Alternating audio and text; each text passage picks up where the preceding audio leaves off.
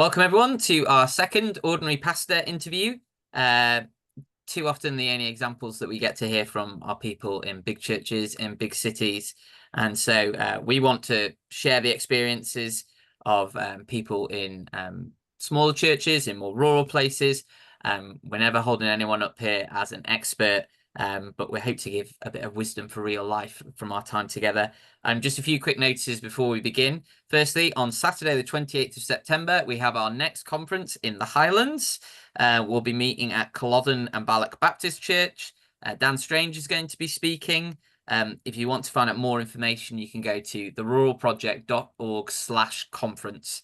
And it'd be great to have you join us there.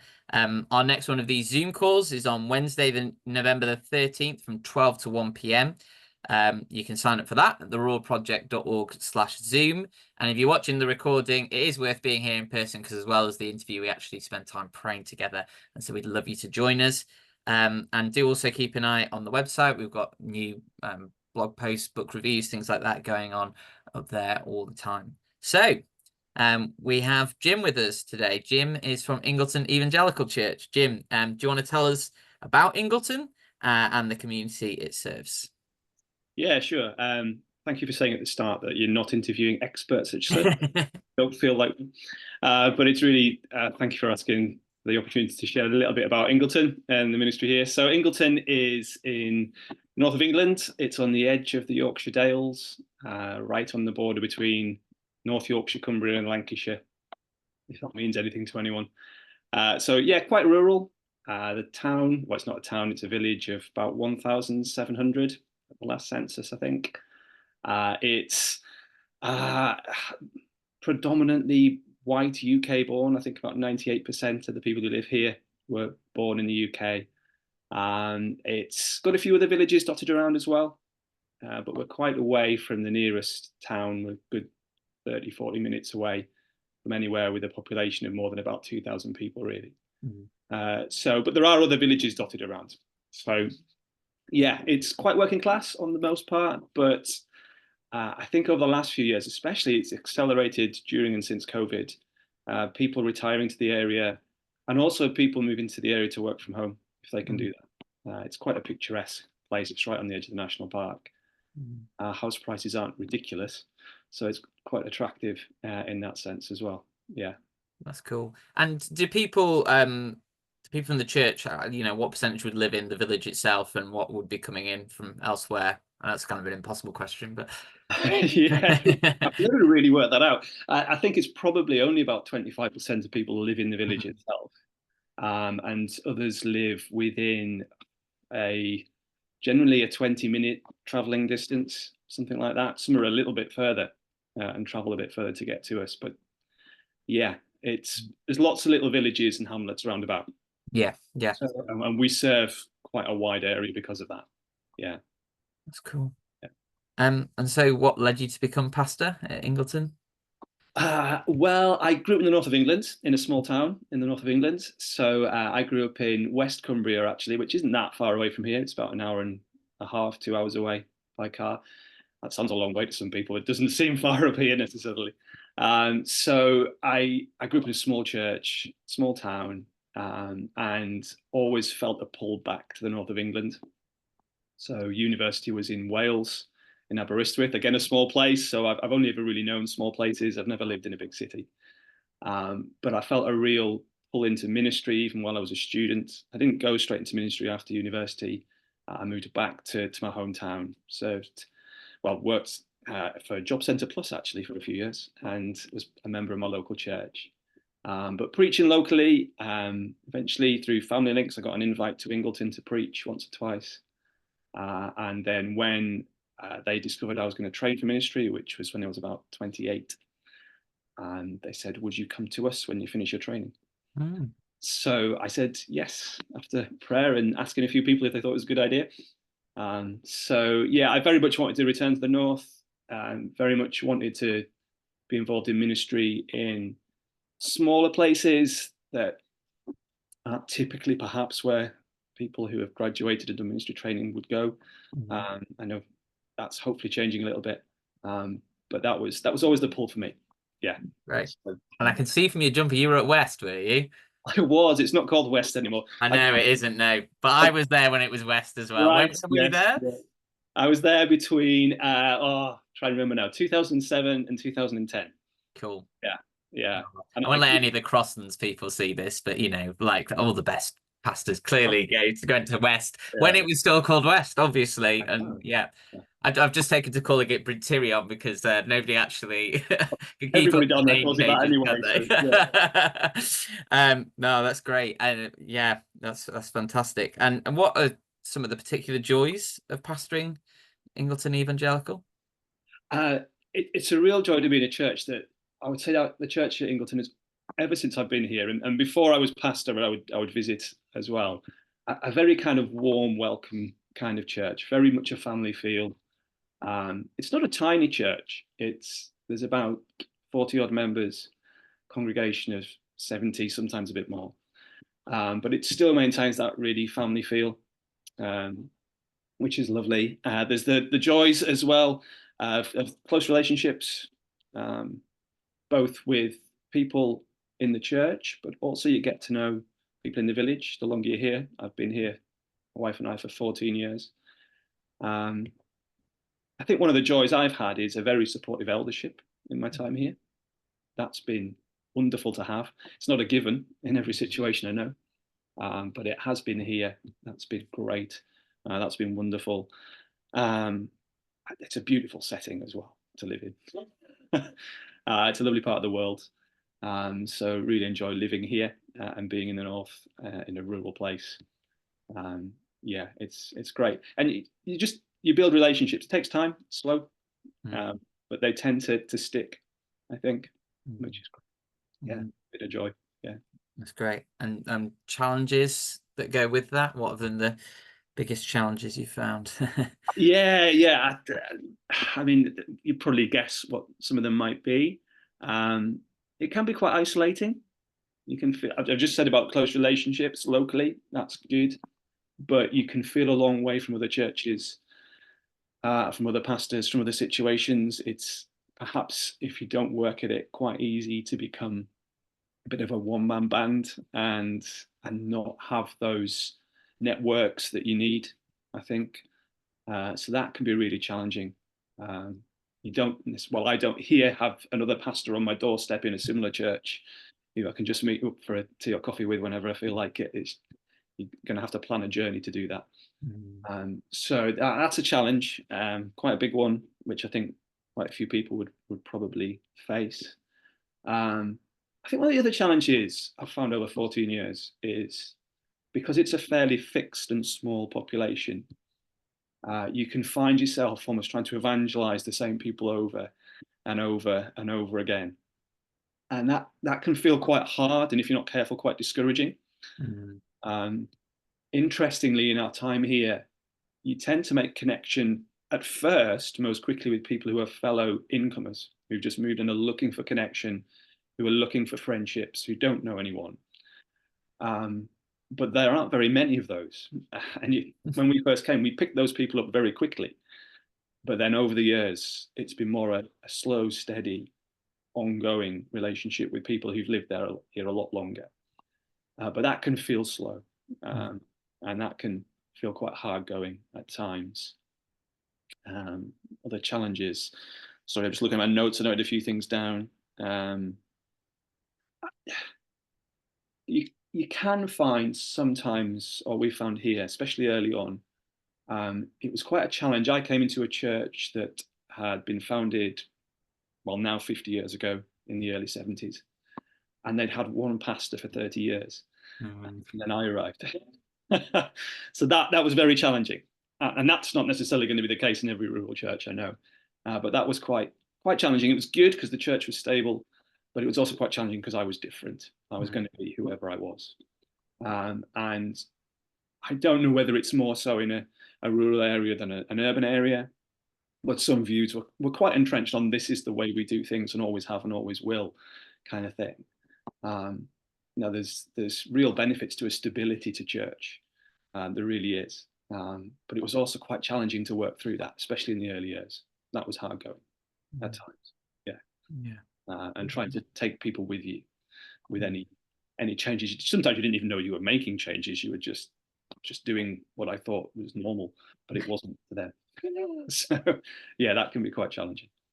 That's so true. I remember being at a church which will remain nameless, so it's got a new pastor, and I think he was just doing what he normally did, and everyone felt like it was revolutionary. Yeah.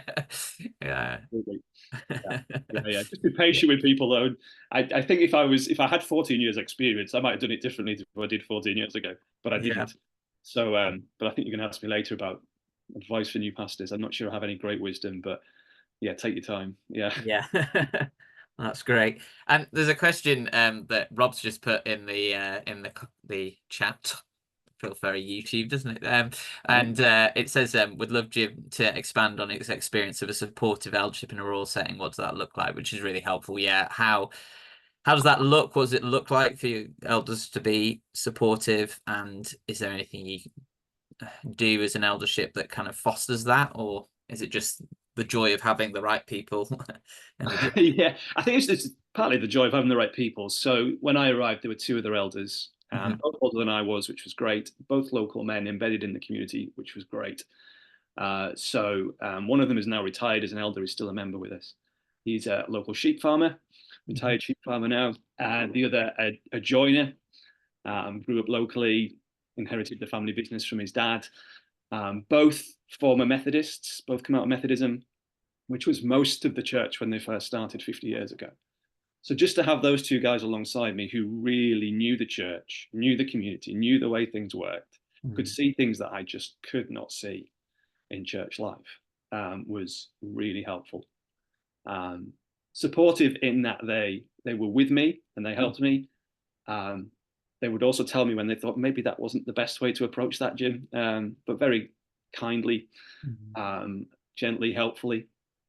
So if you can find guys like that to work alongside you, that's really great. We would meet monthly. We still do as an eldership, to pray and to plan and to talk and just work things through. Um, do meet regularly, get to know each other as well socially, Mhm. build those relationships. Um, yeah, it's invaluable. I found it absolutely invaluable. Really, really helpful. There's another chat question here. Can you just describe the culture of the church? Ambitious, outward looking, victim, none of the above, smiley face. Uh, right, I think it's changed probably a little bit over 14 years. I think when I arrived, it was still predominantly people who had come out of Methodism. Mhm. So the culture was we're not Methodist, if you see what I mean. Mhm. And I think within the village, they were probably, to be fair, regarded through not really through fault of their own, but regarded as the black sheep of the village. Right. So we happen to be in an area where Methodism historically has been very, very strong and probably still is stronger than it has been in many other parts of the country. It's held on locally with genuine believers in local Methodist churches. But they would almost describe themselves as Methodist first and kind of evangelical Christian second. Mhm. At least it can feel a little bit that way. Whereas the group that came out of Methodism were, no, we are evangelical Christians who want an evangelical church. We want the pastor. Um, we want to have expository preaching of the Bible kind of thing. Mhm. So the culture of the church was kind of that. It was quite traditional as well, I think I would say. I'm not saying that in a negative way, Mhm. but yeah, perhaps struggled to connect with people not from a Methodist kind of background, actually, even though we're not Methodist, but still struggled to connect. So early on, yeah, I'm trying to think what was Dave's question. What was the culture of the church? It wanted to reach people, but struggled to perhaps reach people outside of a very similar culture to their own. And as the village has diversified over the years, we've had to find ways to perhaps reach people who are not churched, didn't grow up in Methodist farming families. Um, yeah, and that's been a challenge for some folk, real challenge. Been hard to kind of change the approach to reach people who are not like them. Mhm. Um, but the church has responded really well to that over the years. It has been a hard slog, if I'm totally honest, in some ways. So I would say 4 years in, probably got this a bit sooner than on the question sheet, but 4 years in, we had quite a few difficulties. Mm. And we basically outgrew our own little building. It wasn't a big building. We didn't see massive growth, but we saw enough growth to not fit into our own church building. And what we did about that was the cause of a lot of upset at times. So we ended up moving into an old school hall, which gave us more room. But some people left, and that was hard. That's difficult. It's a long story cut short. But this is the supportive elders thing. Through that, the elders were very supportive. And interestingly, through that, the original members of the church from 50 years ago were very supportive. I think because they've been the ones who were willing to embrace change 50 years ago. So we're willing to embrace it again. So that was a tough period, but the culture of the church did begin to change, I suppose, at that point, in good ways as well. I'd say it probably wasn't until coming out of COVID that we kind of felt that everybody's on the same page now. So it can take a long time. I would say the culture now is very outward looking. It's a happy church. It's a united church. I say that knowing there'll still be ups and downs, and there's still little things crop up every now and again. But yes, it's taken a lot of time. Yeah, and a lot of heartache at times, and prayer, and a lot of looking to others for help outside the church as well, which is vital. Yeah. There's another follow-up question here from Kenny. It'd be great to hear what Jim and the elders have done to develop the church culture. How do you've said that it's kind of moved more recently. I know there's a certain amount that is divine. Yes. A certain amount is an understatement, but yeah, is there anything that you feel like has helped develop that? I would, yes, I think prayer and preaching of the word.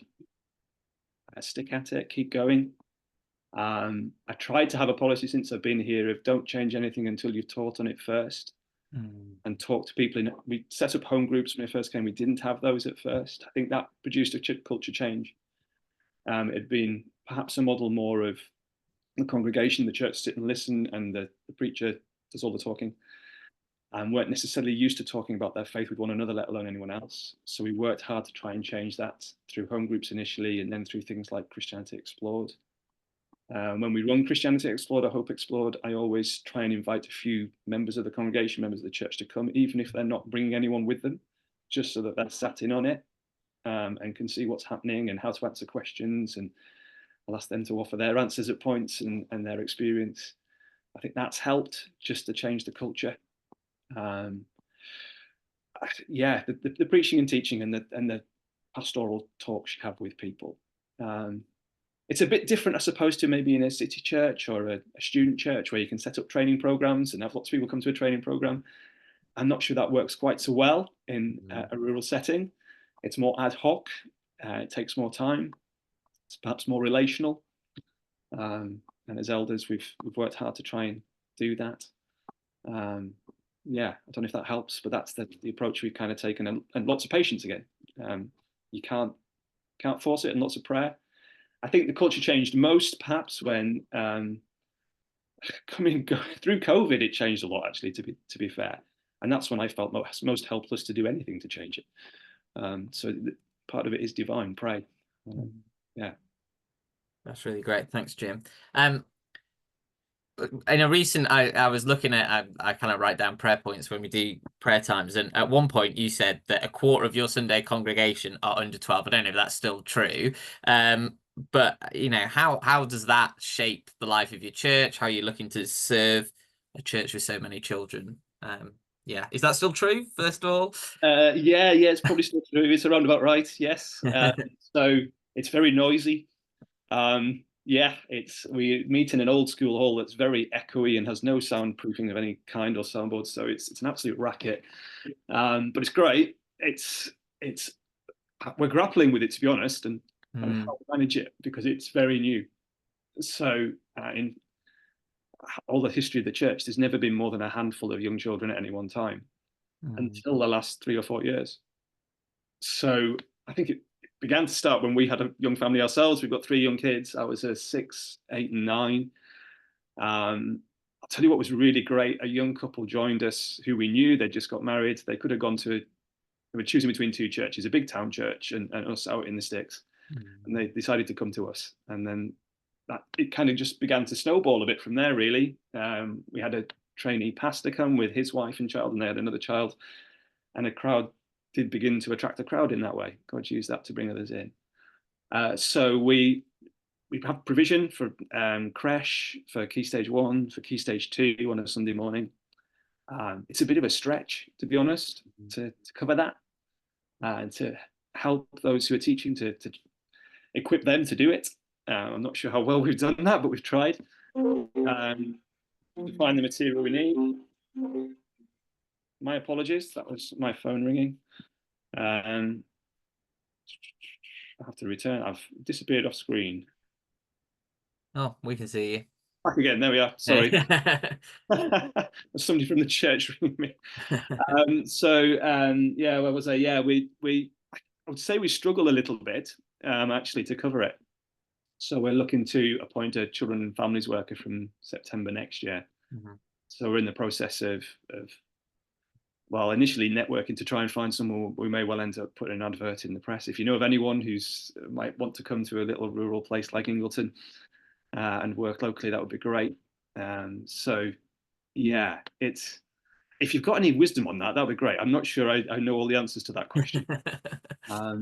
Yeah, we're finding our way and muddling our way through it a bit at the moment. That's great. That's really great. That is just the reality, isn't it? You get a new thing and God's doing it, and you've just got to try and figure out what to do. I think that's probably a thing that's just maybe more true the smaller your church is, like those changes can be quite dramatic, can't they? If you're in a bigger congregation, then a few new families coming in will just be, but actually it can really change the makeup, can't it? And the opposite way, people going out as well. It can really, it's interesting. We touched on this a bit earlier. If you were speaking to someone who's just starting out in rural ministry, what advice would you give to them? You said before, just kind of wait. I guess that's a big one. Yeah. I mean, initially, I would say plan for the long haul. I would say. I know when I started here, 1 or 2 people said to me, "Oh, it'll be a good starter church for you."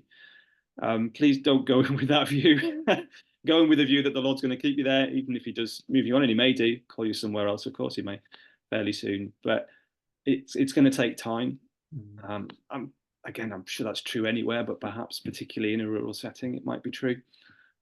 So don't rush to make changes. Some people very wisely said to me before I started, don't change anything in the first year. Just get to know the church, get to know how things work, get to know how relationships work, understand not just who the official leaders are, but who the unofficial ones are as well, and get to know them and get alongside them. Take your time and get your feet under the table, as it were, and love them as they are, where they are. Minister to them as they are, where they are for now.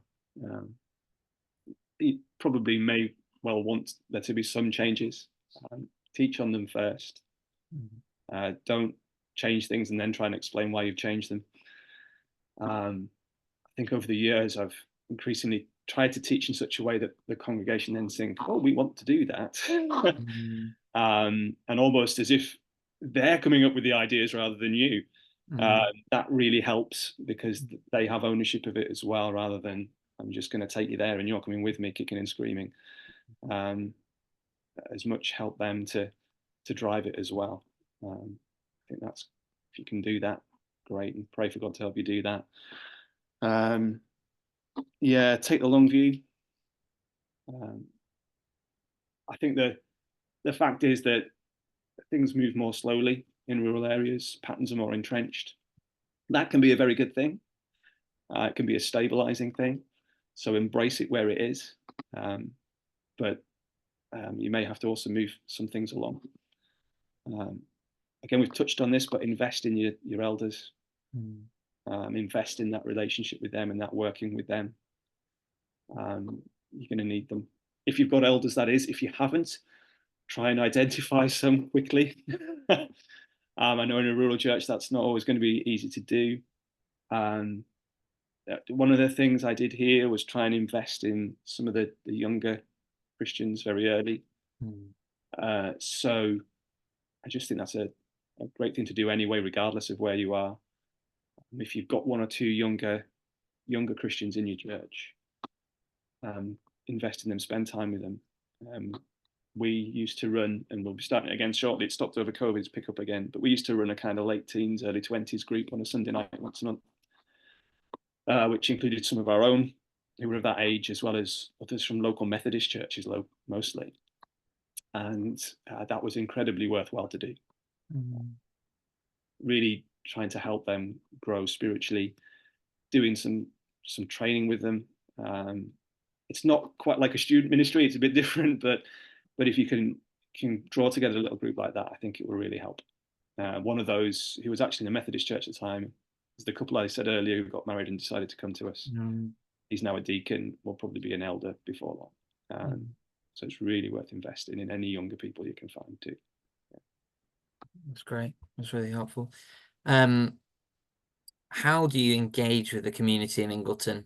Are there any specific strategies or initiatives that have been particularly effective? Yeah, particularly effective, I don't know, but we tried to engage, definitely. Yeah. Be as much a part of village life as you can, both individually and encourage your church to be as involved as they can. As a church, we do try to be involved in as many community events as we can be. Not just ones that we organise ourselves, but ones that are organised. There's a little village committee, there is in most villages, who organise things. Try and get to know them, help them out where you can. So there's a village gala every year. We always have a stall on the village gala. They're desperate for people to run stalls for the day. On the Saturday, there's the gala. So we run a cake stall, and local businesses do similar things as well.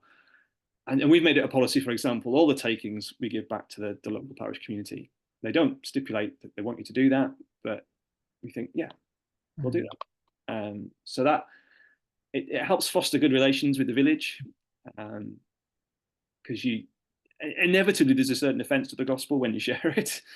But if people can see that we actually care about the community as well, we really do. We want to help support it. That's great. In our village recently, there was a D-Day 40-year celebration. So the local churches were asked if they would take part. There are actually 3 churches in the village. There's also a Methodist church still, and there's an Anglican church as well. And we took part in a joint part of those D-Day things, some prayers for D-Day, and did that. I think somebody's maybe just put in the chat what are some of the challenges of of that dynamic. I'm not sure if that was the question. Yeah, that's basically what the summary is. Yeah. Churches in the same area. Yeah. I mean, we found that if you don't try to do at least what you can alongside other churches, then it's much more noticed when you don't do it in a village. So in terms of fostering good links with the community, I would say, yep, there'll be some things you can't do jointly with the churches, perhaps, because it might involve you feel compromising the gospel. And we felt that once or twice and stepped back from things. But we tried to maximize what we do, because it's very hard to explain to villagers who aren't Christians why you would just step back from everything all the time. It is a hard dynamic, and I think it's harder in a small place than it is in a big place. Yeah. I think John Hindley talks about this really helpfully. He's the rural pastor in East Anglia somewhere. And he planted a church in Manchester, and he said, nobody pays the blind bit of notice if you don't join in with all the other churches in Manchester. And then he planted a church in rural Norfolk and said, everybody notices if you don't join in. So you've got to handle that wisely, carefully, because it's an important one to try and get right and not unnecessarily isolate and push away others, especially when there's genuine believers in those churches as well. even if you're not sure what's always coming from the pulpit. That's great. We've had a lot of questions. I'm going to wrap up at 22, so we've got time for prayer. So I'm going to put, I think you summarised Guy's question, but Rob and Miles's question are both very similar. So obviously having a geographic spread, you said I think 25% are in the village, there's people in other areas. Firstly, does that impact on like your home group setup? And also, in terms of evangelism, are you kind of evangelizing in Ingleton, or have you got a vision for further afield?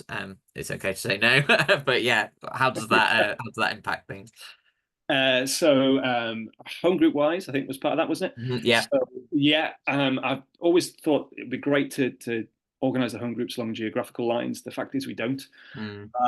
So I think that's as much about the dynamic between people in the group. And as an eldership, we thought we want to get the right people in each group to make sure the group thrives. That didn't necessarily break down along geographical lines for us. I think as well in the rural area, people are used to traveling. They travel all the time. Getting a car and drive somewhere is not unusual. So we haven't. I can see the wisdom in doing that route, but we just haven't. We may do at some point if we're thinking about church planting in a particular area and we have a core of people there. We'd probably change that and shift it about a bit. What was the other one? Sorry, but do we have a vision for the wider area? Yeah, like evangelizing outside of Ingleton. Yeah, we do. It's kind of, we kind of live in an area where there's quite a lot of overlap between the villages anyway and what's going on. And a lot of the evangelism we do, I mean, we have a toddler group, for instance, that we run on a Friday morning, which is a great first contact, a good outreach. But the mums and carers and grandparents who come to that are living in villages roundabout. They're not all coming from Ingleton. There's another one down the road in a little place called Clapham, and the people who go there are some are from Ingleton, some are from, that's the way it worked.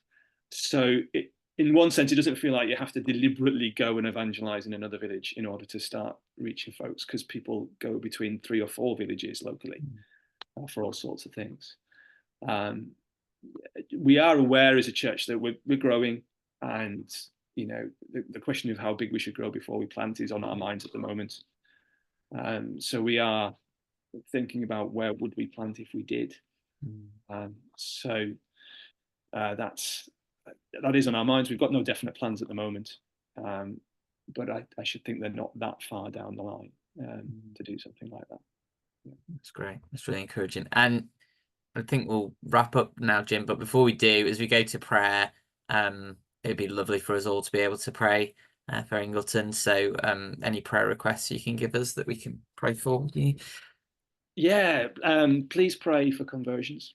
I think we've seen some over the years, so we're really thankful for that. There's rejoicing in heaven over just one, isn't there? And we've seen more than one. We've seen a few, but we'd love to see a few more, especially local villagers who have been here all their lives, and their parents have, and their grandparents have. We found that the hardest group to reach, but it's the people we really want to reach. So pray for conversions. Pray as well. Building wise, we're at the crossroads with our building. I've said we meet in an old school hall. We've had the possibility to start using the community centre in the village, and we'd love to be able to do that. But it's not always available at times we would want to use it. So just wisdom as to whether we go there and use it in an afternoon instead of on a Sunday. We're still debating as an eldership and with the membership whether that's a good idea. So just wisdom for that. And what we do in terms of what's next if we don't go there, because we're struggling in the building we're in, and for loving unity in the church. That's incredibly precious to have that. It's not been a given in the last 14 years, but we have it at the moment, and just pray that would stay. Because it's a great witness to the village as well when it's there. Yeah, it really is. That's great. Thank you so much, Jim. I know it's really, it's really tough to do these things, but we really appreciate it, and it's such a pleasure hearing about the work at Ingleton, and we will pray for them. We are going to split up